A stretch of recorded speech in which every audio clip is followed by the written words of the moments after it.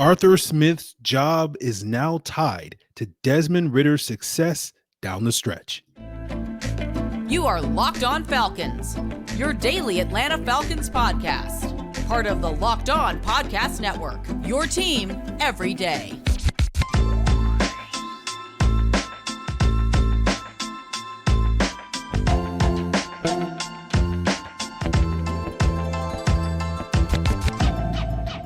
Welcome back to another illustrious episode of the Locked On Falcons podcast, your daily Atlanta Falcons podcast, part of Locked On Sports Atlanta, your team every day. Today's episode is brought to you by LinkedIn Jobs. We're going to help you find the qualified candidates that you want to talk to faster. Post your job for free at linkedin.com/lockedonnfl. That's linkedin.com/lockedonnfl to post your job for free. Terms and conditions apply. So, guys, if you don't know me, I'm your very humble podcast host, Aaron Freeman. Been covering the Falcons for a very long time, formerly at falcfans.com, RIP, formerly on Twitter at falcfans, RIP, but still going strong on this illustrious Locked On Falcons podcast. And of course, we appreciate each and every one of you that makes this podcast your first listen or first watch. And all you got to do to become an everydayer is subscribe or follow for free on YouTube or wherever you listen to podcasts. So I do want to get to the point I made at the top of the episode, which is that Arthur Smith's job security is potentially tied to Desmond Ridder's success down the stretch. But I kind of need to lay the groundwork to build to that point, right? By revisiting the All-22. It is an All-22 review after all. We'll be talking a little bit about what I saw in this Cardinals game, although, I think for most of us, we just want to kind of forget this game. But I'm going to do the thing that I've done far too often, I think, to many of your liking on these All-22 reviews this season, and I'm going to defend Arthur Smith's play calling. Now, Arthur Smith's play calling in this game against Arizona was suspect. It was conservative, right? My biggest criticisms for his play calling was there were too many instances where you saw third and mediums where Keith Smith and Michael Pruitt are split out wide as running routes as receivers. And I could understand if it was like a third and short and you lined up with those guys on the field and then you motioned those guys out of the backfield on like a 3rd and 1 or 3rd and 2 because you wanted Arizona to think, oh, we're going to run the ball. And then you try to, motion those guys out and try to get them in a disadvantageous coverage situation. I could make sense. But on a 3rd and medium where it's foregone conclusion that you're going to throw the football, although the Falcons did run the ball a couple of times in this game, I think you got to put your best weapons out there to make those plays, and that's not Keith Smith and Michael Pruitt in that case. But that was only a handful of plays like that. And so my biggest takeaway from watching the film was the quarterback play. As you suspect, if you listen to Sunday night's Rapid Reaction, because I think a lot of Arthur Smith's conservativeness in this game from a play calling and a game playing standpoint was because he didn't have any confidence in a quarterback. And it goes back to the conversation we had a few weeks ago on this pod about play calling and quarterback play and how if you wanted to simplify how coordinators in the NFL treat play calling, there's like 3 levels of play calling. There's the lowest level, which is level 1, which is like screens and stuff where you're doing your most to eliminate the quarterback's impact on that play and on the offense. Then there's level 2 stuff, which is the bulk of what you see in the NFL. These are the regular concepts that you're going to see. And if you're going to be an effective, functional starting quarterback in the league, you need to master the level 2 stuff. The level 3 stuff is the more advanced stuff that only really the high level quarterbacks in the league are expected to be able to operate on a semi-regular basis and execute on a semi-regular basis. And the Falcons were never going to do the level 3 stuff, as I mentioned before. But the goal was to get Desmond Ridder, and the hope around Desmond Ridder this season was tied to his ability to execute those level 2 stuff at a high level. And early in the season, he was struggling that led to Arthur Smith scaling back the offense a little bit in the first month of the season to offering more level 1 stuff, which made the offense a little bit more predictable. But then after the London game against the Jaguars, we saw the Falcons get back to operating level 2 stuff, and Desmond Ridder did a much better job executing that level 2 stuff for the next couple of weeks. The only thing that was holding back this offense, at least from a Desmond Ridder standpoint, were the turnovers. And the assumption when Heinicke came into the lineup, the last couple of weeks, based off of what he did in the second half of the Tennessee game, where he was operating some of the level 2 stuff that the Falcons were running, was that he would be able to operate those level 2 things. But we saw last week against Minnesota, he really struggled in that. As I said last week, it was one of the worst performances I've seen a Falcons quarterback have. And I've been watching the All-22 since 2012. And I don't think that's an exaggeration. So what you saw this week against Arizona was you saw even more dialing back to the level 1 stuff. And when the Falcons did run the level 2 stuff, Heinicke was very hit and miss. It wasn't as bad as it was last week against Minnesota, but it was still very iffy in this game. And, it's easy, I think, to criticize the poor play calling, the conservative play calling against a bad Arizona Cardinals team. And why weren't you calling certain things to light them up?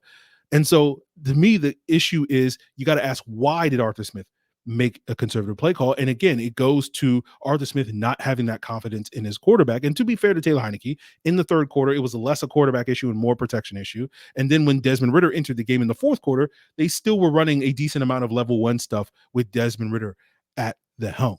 But it goes back to what I said after the game on Sunday, where to me, the biggest criticism of Arthur Smith in Atlanta and the biggest knock is how his decision to bench Desmond Ridder.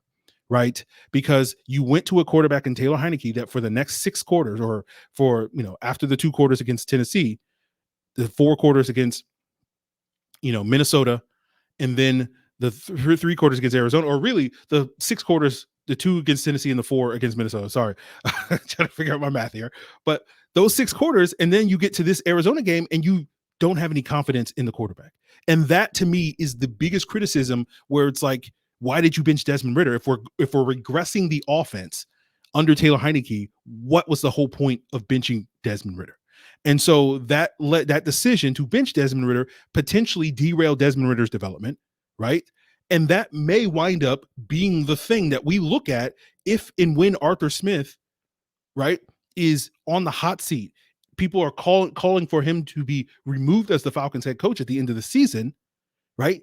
It's going to be that decision to bench Desmond Ridder, to me, that is going to be at the top of the list of reasons why Arthur Smith is potentially going to get fired. And I want to explore that further and talk about why now Arthur Smith's job security for the remainder of the season is attached to Desmond Ridder's success for the rest of the season. And we'll get into that to continue today's Locked On Falcons. Now, we know that the Falcons' success depends on having the right team members. And that may be true for your small business. Maybe you're a hiring manager that's looking for your company to reach their goals in 2023.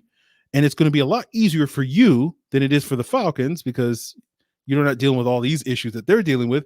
But you can also go to LinkedIn Jobs and attract the right people, the qualified candidates, match with the people that have the right skills and experiences that are going to help you achieve your goals.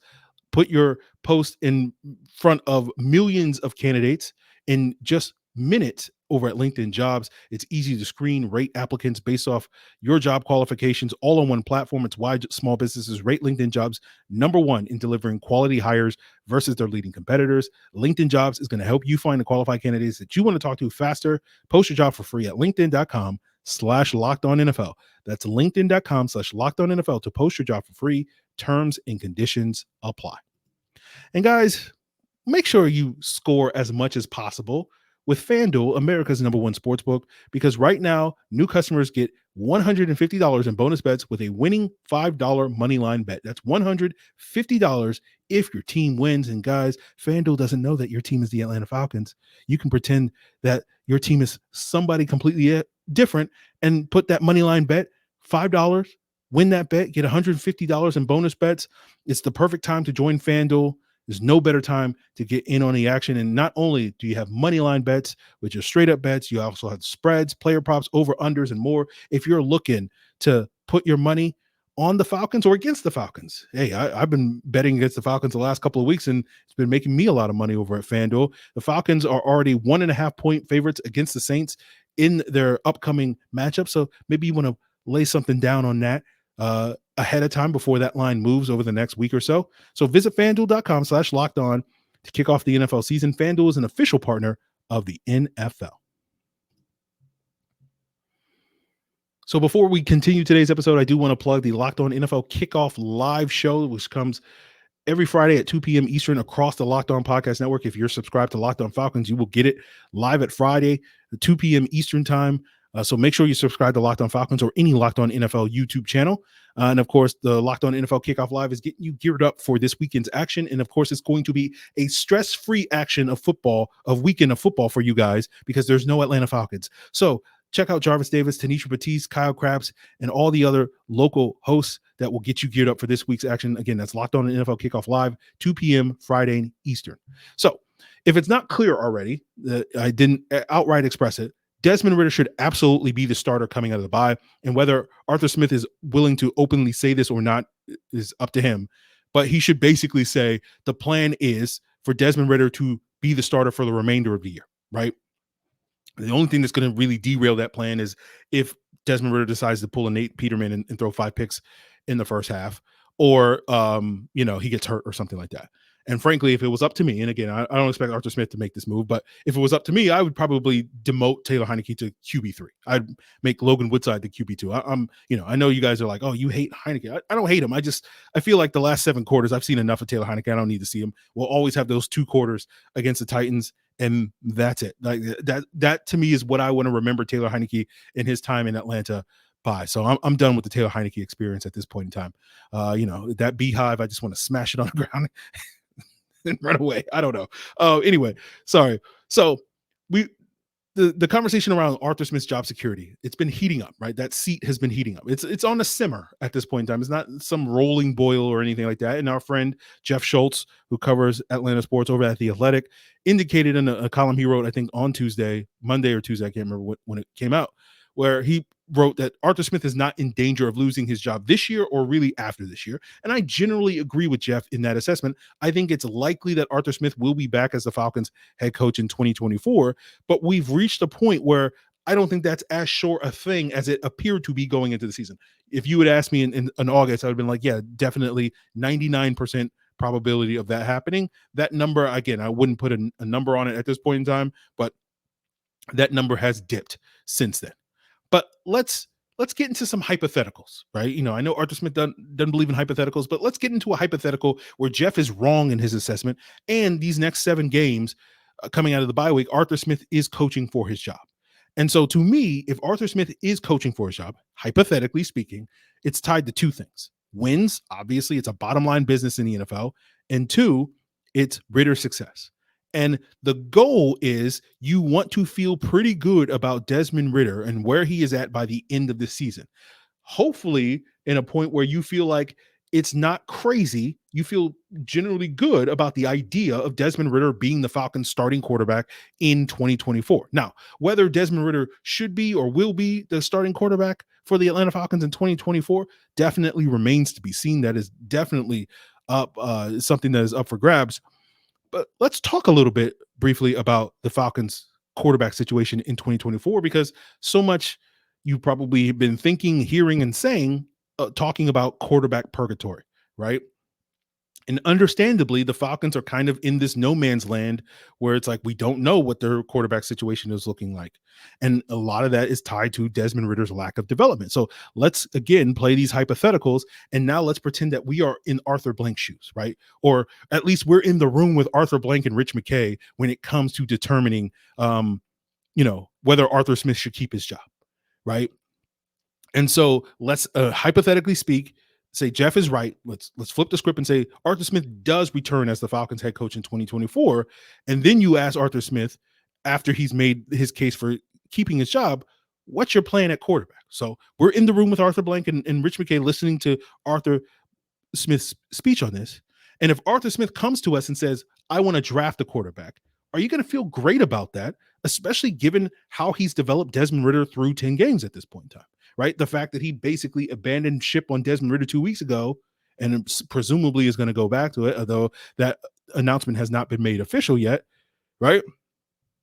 And that decision to go from Desmond Ridder to a lesser quarterback in Taylor Heinicke, are you going to feel good about giving Arthur Smith another young quarterback to develop based off of what you've seen so far? Right? And as an aside, talking about the upcoming 2024 draft class, I think there's 2 studs at the top of this draft class, Caleb Williams of USC, Drake May of North Carolina. But I feel like there's a drop off after that point. And I don't know. And I haven't seen yet. It's November. So you can take this opinion with a grain of salt. It's going to matter what I think in March and April more so than anything else. But at least right now, I don't know if there's another guy in this upcoming quarterback class that I would feel good about being a day 1 starter in the NFL. And that's not specifically to the Falcons. That's just a general feeling about starting for any team in the NFL. Right. But I think when you put it specifically in the Falcons lens, it becomes even more problematic due to Ridder's development. So let's also say Smith comes to you and said, no, my plan at the quarterback is to go after get a veteran. And again, if you're in that room with Arthur Blank, are you going to love that either? Because it feels like you're kind of reverting back to where we were just 2 years ago with Matt Ryan, which was an older, declining, expensive quarterback. If you're going to go with a Ryan Tannehill or a Kirk Cousins or a Russell Wilson or any of these other veterans that are going to be available on the market. So it doesn't feel like you're rebuilding. It just feels like you're going in circles there with either choice. And so to me, if you're in that room with Arthur Blank and you're sitting there going, Arthur Smith needs to justify his quarterback plan moving forward, his best path forward is where it's kind of tied to Desmond Ridder. And again, not saying that Desmond Ridder has to be the Falcons starter in 2024, but you're going to feel a lot better about whatever pitch Arthur Smith is going to make based off of how Desmond Ridder performs over the rest of the season. Now, a big part of you feeling good about Arthur Smith and the direction of this team is you got to win the division, right? That's a you got to do that, right? And you got to get this 4 seed, because Lord knows we ain't getting 3 seed, right? If you win the division, and you got to hope that whoever gets the 5 seed, and the 5 seed's totally up for grabs at this point in time, that team comes to Atlanta in the wild card round, and you either beat them, which seems far-fetched at this point in time. But again, that's the hope, is that this team will get better over these last 7 games so that you can feel like, hey, we got a real shot of beating probably what is going to be a team with a much better record as that 5 seed, or that team that has a much better record, you can play them down to the wire to the point that you felt like, man, if we just made 1 or 2 more plays, we would have beat them. And this team is actually much better than their 8-9, 9-8 record, whatever they are, that gets them that 4 seed and wins the division. And the second thing is you got to get Desmond Ridder playing at a decent level. You're going to feel a lot better about Arthur Smith's ability to coach up another quarterback, whoever that quarterback is, if you can get much better play from Desmond Ridder down the stretch, right? That you can get Desmond Ridder back to where he was playing at prior to the benching, right? Those few weeks prior to the benching, minus the turnovers, of course, right? Which, if you look at metrics, advanced stats like metrics like expected points added, EPA, or just the net yards per attempt, Anya, right? Desmond Ridder was a top 15-ish quarterback for the 4 games prior to his benching. And so if you can eliminate the turnovers, then you feel like, okay, he can be even better. Maybe he's even a top 13, 12-ish quarterback down the stretch. And if you can check those boxes, you're going to feel a lot better about Arthur Smith being not only the head coach of the Falcons next year, and you'll feel a lot better about whatever his plan is, because you'll feel like, okay, yes, the first 10 games under Desmond Ridder were a disaster in terms of Arthur Smith's development in teaching, but he figured it out after the bye week, right? And not only will that also merit Arthur Smith, Rich McKay, and you being that hypothetical consultant, third person in the room, justifying the decision to keep Arthur Smith as the Falcons head coach in 2024, it also means you're going to feel a lot better about him being. It's not just simply we're just keeping him just to keep him. He's actually going to win the hearts and minds back, potentially, of Falcon fans everywhere. Potentially. Again, now, that definitely warrants skepticism, because I know a lot of people are already out on Arthur Smith. It's an impossible task at this point in the season. You're already checked out in the season. You're already shopping for your preferred head coach, quarterback candidates for 2024. I know plenty of you guys are out there thinking that way.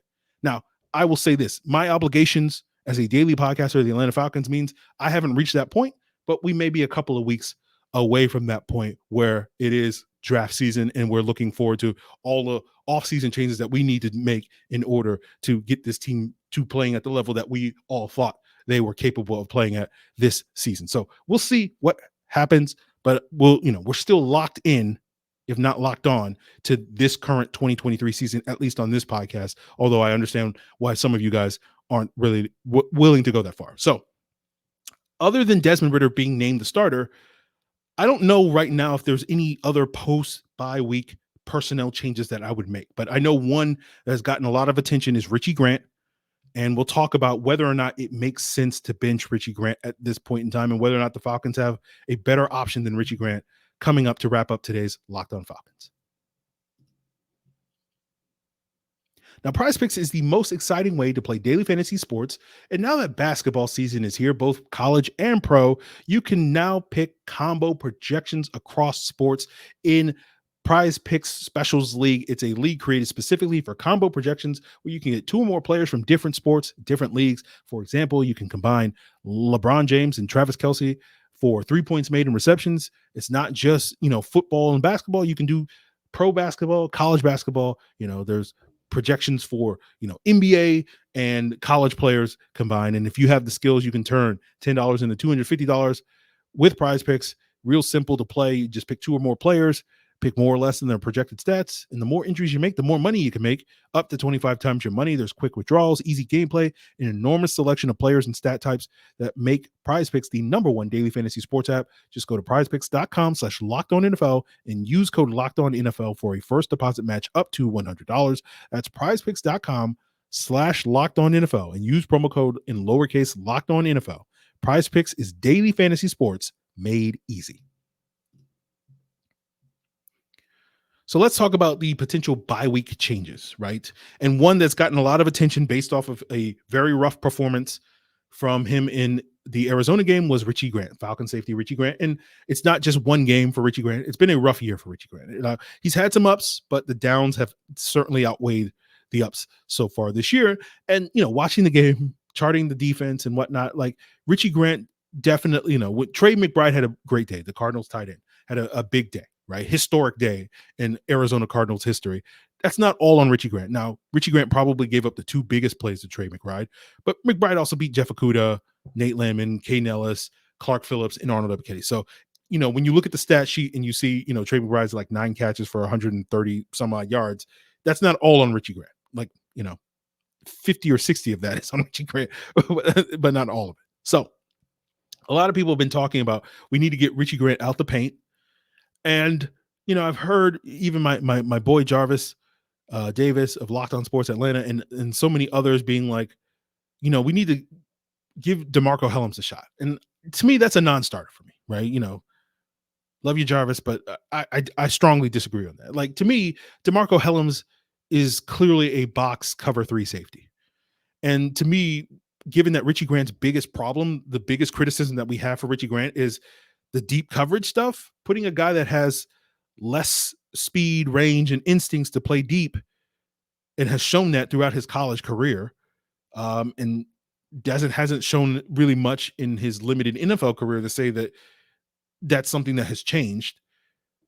Asking DeMarco Hellams to play deep coverage to solve that problem, to me, doesn't make sense to me, right? The only way that you could justify starting DeMarco Hellams over Richie Grant is if you leaned in to being much more of a cover 3 defense, right? And we saw that didn't work particularly well when the Falcons leaned heavily on their cover 3 defense against the Titans, right? That was a big reason why that game went awry. And based off of my charting of the Falcons defense this season, when you look at success rate, cover 3 is the Falcons' least effective coverage shell this year. So starting DeMarco Hellams and leaning into your worst coverage, to me, doesn't make a ton of sense unless, you're convinced that, well, the reason why the cover 3 doesn't work is because Richie Grant's out there.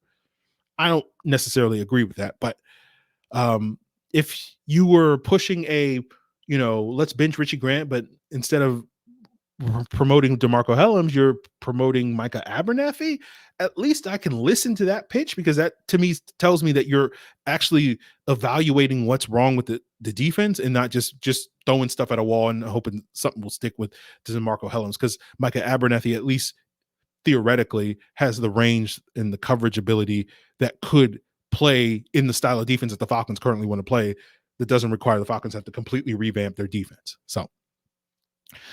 So for me, that's one of the reasons why, like, I don't know, other than the quarterback, I don't know if there's another personnel change that I would make, right? You can tweak some things. Obviously, like, Clark Phillips had his debut on defense. It was an up and down performance, but part of that is owed to the fact that the Falcons were kind of 50-50 in terms of zone versus man. And we've discussed before that Clark Phillips is primarily a zone cover guy, and the man issues can show up, and that showed up a couple of times. I know there was that one play to Marquise Brown where Phillips' questionable speed got exposed on that play, and Brown nearly had a touchdown, but Kyler Murray overthrew him. But I think that play, Phillips was kind of expecting deep help from Jeff Okudah, and that speaks to something I've mentioned a couple of times now on the podcast the last couple of weeks, which is Jeff Okudah is not always great in zone. But again, I still think, you want to see what Clark Phillips can do after the bye.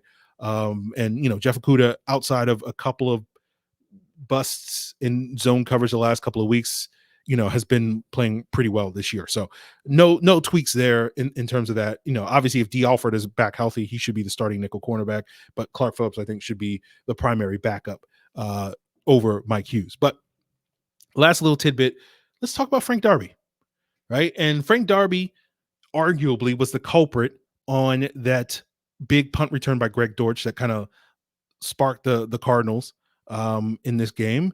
And Darby was serving as the gunner on the punt coverage team on that play. And that was his only snap on punt coverage, first and last. And, because gunners are expected to be the first guys down the field, the first line of defense on punt coverage, the fact that Darby really struggled to get downfield, he was double teamed on the outside and basically was not able to get down the field. That was a contributing factor to why Dortch had so much space. Although, to be fair to Frank Darby, he wasn't the main cause, because Liam McCullough, Lorenzo Carter, D'Angelo Malone, and I think Andre Smith all missed tackles on that play. So Frank Darby didn't do his job, but those guys also didn't do their jobs either. So it was a team effort on that big punt return. But what's notable to me is the last couple of weeks, the Falcons have had a 3-man rotation at punt gunner, which has featured Mac Hollins, Kadero Hodge, and Trey Flowers. And in this game with Hollins being down, it was mostly Hodge and Flowers till that one big punt return. And what stood out to me watching the game was that, Hodge wasn't on the field for that series, I think for that punt return, in part due to the previous offensive series where he was getting all 3 of the snaps as the number 2 wide receiver opposite Drake London. And I know Marquise Williams, the Falcons special teams coordinator, has mentioned sort of, rotating guys in and out and keeping track of snaps. And maybe the reason why Hodge wasn't on the field was they were concerned about fatigue. And in previous games, when you had a really good gunner like Mac Hollins, that made perfect sense. But that was one instance where I feel like, maybe moving forward, the Falcons should get Van Jefferson those snaps to keep Kadero Hodge fresh on those punt turns so that they don't have a similar situation like they had with Frank Darby. But, what's interesting about this is, I know a couple people didn't realize that Mac Hollins had been falling down the depth chart steadily this year, right? That he's basically the last couple of weeks been the 5th wide receiver on the depth chart, which is why the Falcons chose to elevate Frank Darby from the practice squad to the active roster this past Sunday to replace Mac Hollins rather than Damiere Byrd the week before when they were looking to replace Drake London because of Hollins's prominent role on special teams, and they were looking for more of a special teams replacement for him. Not to mention Hollins's primary role on offense now at this point in time is to block. I think over 60% of his snaps over the last, 4 weeks or whenever since the Van Jefferson trade have been blocking. And, it's weird that I say that because I do recall, I think there was a podcast that came out over the summer that was talking about how Mac Hollins could only do 5 things, and one of them was block, and he can run 4 routes. I don't remember what podcast that was, but please leave a comment. Let me know. Remind me what that podcast. I'm just blanking on what podcast was talking about. Mac Hollins not being a good option for the Falcons number 2 spot, but number 2 wide receiver spot. So I don't know. Just let me know. I don't know. But I mentioned this just because I know there's some Frank Darby haters out there. Right? And they're just always looking for, he's the new Felipe Franks to some folks. I think it is. And so they're always looking for, ammunition for why Frank Darby should not be on the team. And you have it now because, while he wasn't primarily responsible for the big punt return, he was one of many. So you can pretend that the other guys didn't miss tackles and just say it's all Frank Darby's fault if you happen to be one of those Frank Darby haters and why is he still on the team? So we'll see. But that's going to do it for us here, guys. Locked On Falcons Insiders will probably be breaking down a handful of plays on the extended all-22 review from Taylor Heinicke or both quarterbacks, as well as, probably that punt return to show where Frank Darby went wrong. If you want to subscribe to Locked On Falcons Insiders, there's a link in the description below. Join subtext.com/LockedOnFalcons, and you'll get access to that extended all-22 review. You'll get one-on-one feedback with me. We can swap Thanksgiving recipes, whatever you want. That's the type of access that you now get as a Locked On Falcons Insider. So join, hit that link in the description below. That's going to do it for us, guys, here. Continue to make us your first listen. Just a humble podcast host, trying to show my relaxing by getting my podcasting sweater. It's bye week now, so we can relax. So that's going to do it for us, guys. Appreciate it. Till then.